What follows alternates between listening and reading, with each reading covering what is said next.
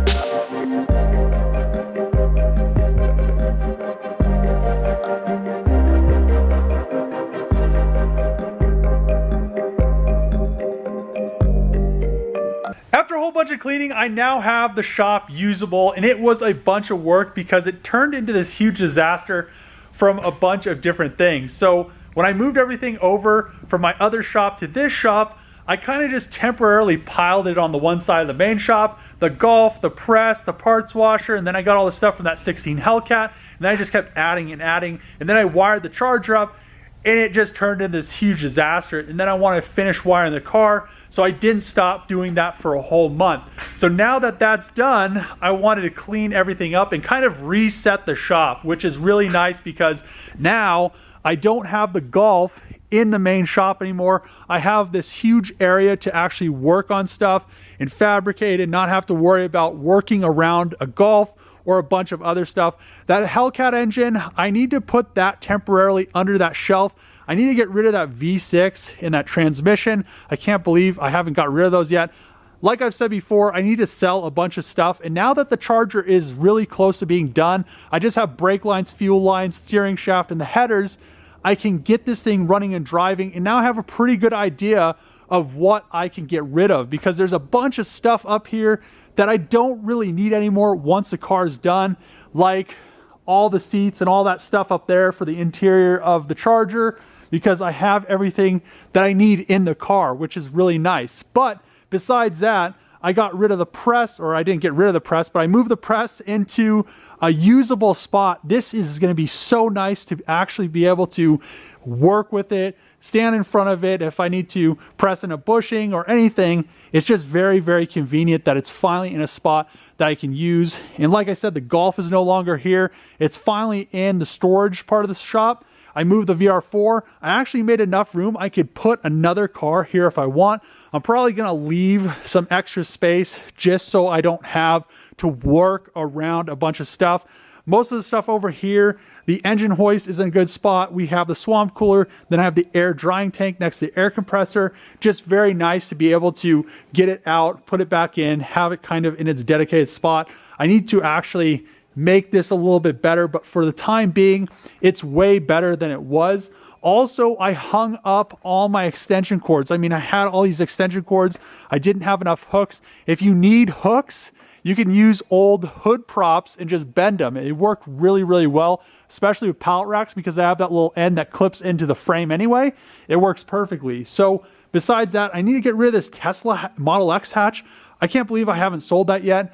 And then, you know, we have the Golf right there. The VR4 is in a good spot. I kind of want to get one of those 3-car double lifts, or, you know, whatever it's called. So I could have 3 there, 3 up above them. And I think that would be really, really nice. But the parts washer is now over there, which is in a good spot. And I want to get that thing working again so I can start, you know, cleaning blocks, heads. That is a really, really nice. It heats up the water, it spins it around, it like steams it, steam baths it. It's a really expensive parts washer, and I want to get that thing working.